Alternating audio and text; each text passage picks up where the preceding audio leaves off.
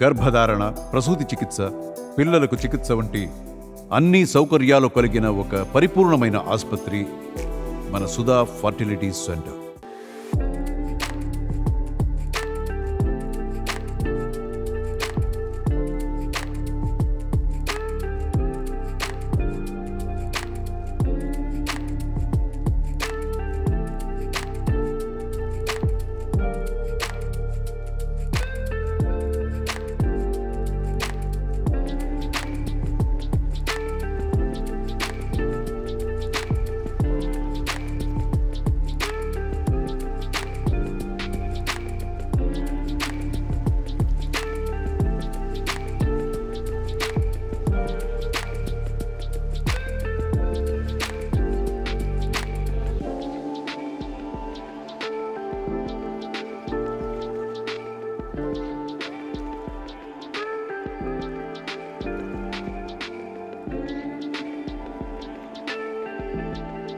YSR Congress party ప్రభుత్వం ఉండింటే ఈ పార్టీకే రైతులకు 2023-24 సంబంధించిన ఖరీఫ్కి సంబంధించిన ఇన్సూరెన్స్ సొమ్ము కూడా కనీసం ఇంతవరకు ఈ ప్రభుత్వం ఇచ్చిన దాఖలాలు లేవు.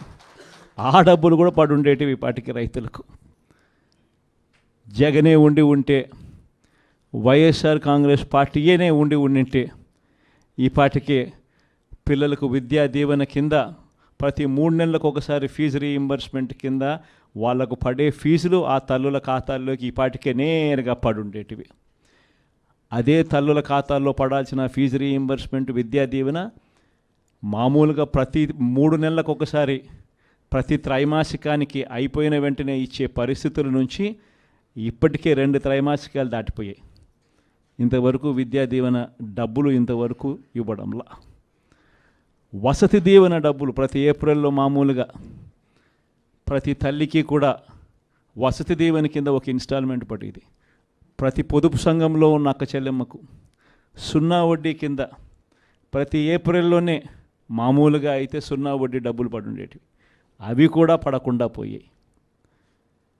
మత్స్యకార భరోసా పడలేదు, నేతన్న నేస్తం పడలేదు, వాహన మిత్ర కింద కూడా పడాల్సిన సొమ్ము కూడా మామూలుగా జగనే ఉంటే ఇవన్నీ కూడా సాఫీగా జరుగుండేటివి. ఈరోజు ఏం జరుగుతూ ఉంది?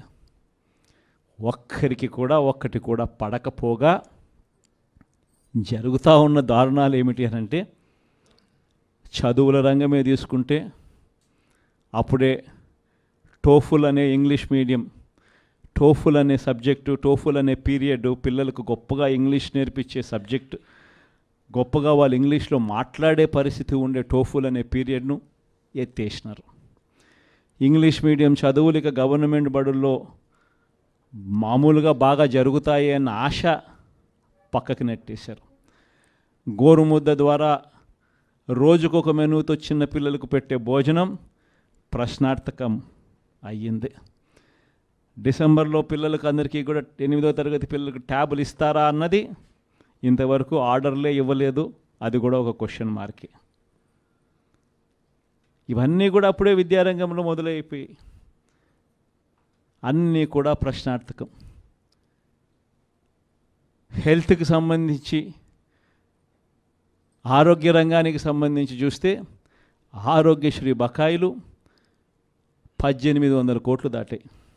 ఇంతవరకు రూపాయి ఇచ్చిన దాఖలాలు లేవు.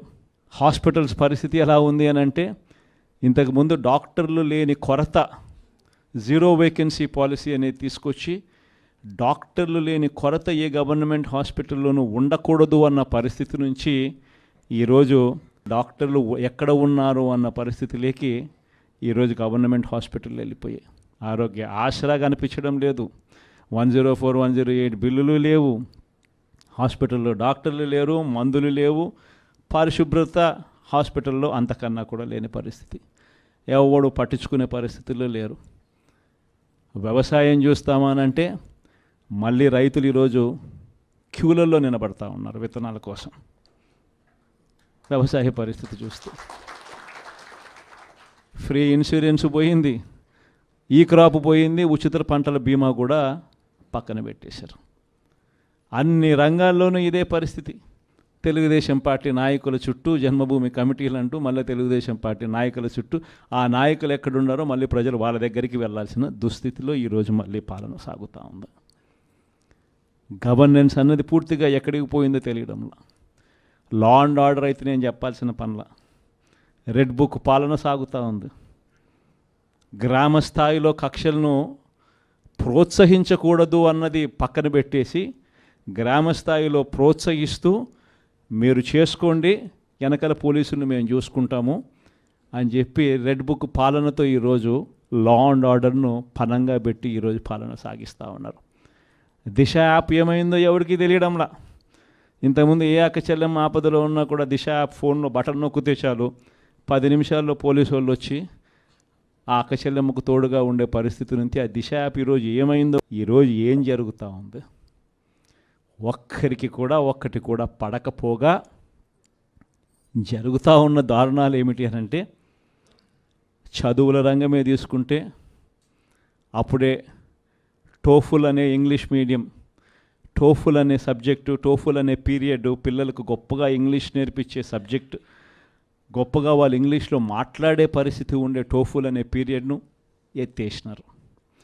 ఇంగ్లీష్ మీడియం చదువులు ఇక గవర్నమెంట్ బడుల్లో మామూలుగా బాగా జరుగుతాయి అన్న ఆశ పక్కకి నెట్టేశారు. గోరుముద్ద ద్వారా రోజుకొక మెనూతో చిన్న పిల్లలకు పెట్టే భోజనం ప్రశ్నార్థకం అయ్యింది. డిసెంబర్లో పిల్లలకు అందరికీ కూడా 8వ తరగతి పిల్లలకు ట్యాబులు ఇస్తారా అన్నది ఇంతవరకు ఆర్డర్లే ఇవ్వలేదు, అది కూడా ఒక క్వశ్చన్ మార్కే.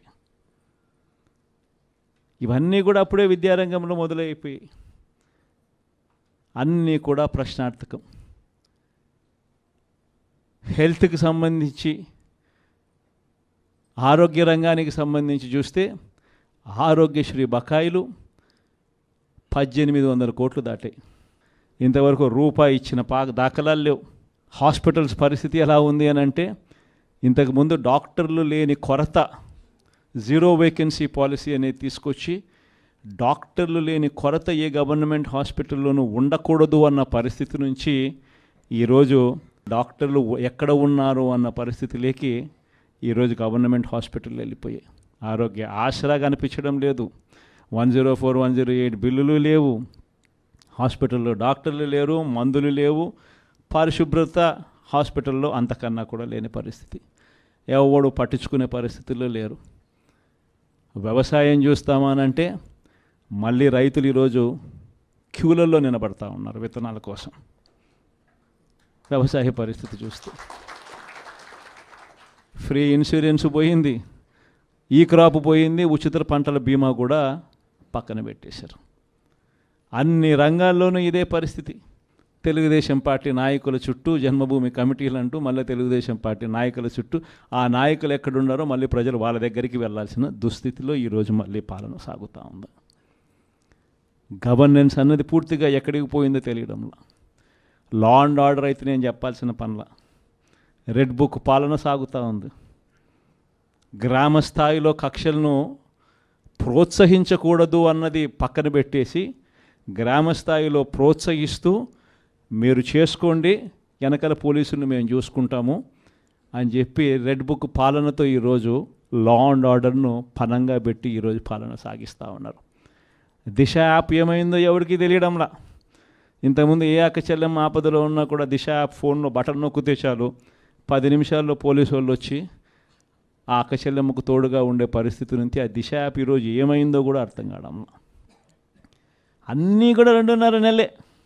ఇన్ని మంచి పనులు చేసిన మనకే ఈ మాదిరిగా నెంబర్లు వచ్చినప్పుడు, ఇంకా ఆయన ఏ మంచి పని చేయనప్పుడు, అన్ని వ్యవస్థలను నీరు గారుస్తూ ఉన్నప్పుడు, ఇచ్చిన ఏ మాట నెరవేర్చినప్పుడు, అన్నీ అబద్ధాలే అని చెప్పినప్పుడు ప్రజలు ఈ మోసాన్ని, మోసబోయాము అన్న ఈ మోసాన్ని వాళ్ళల్లో ఒక కోపంగా తయారవుతుంది.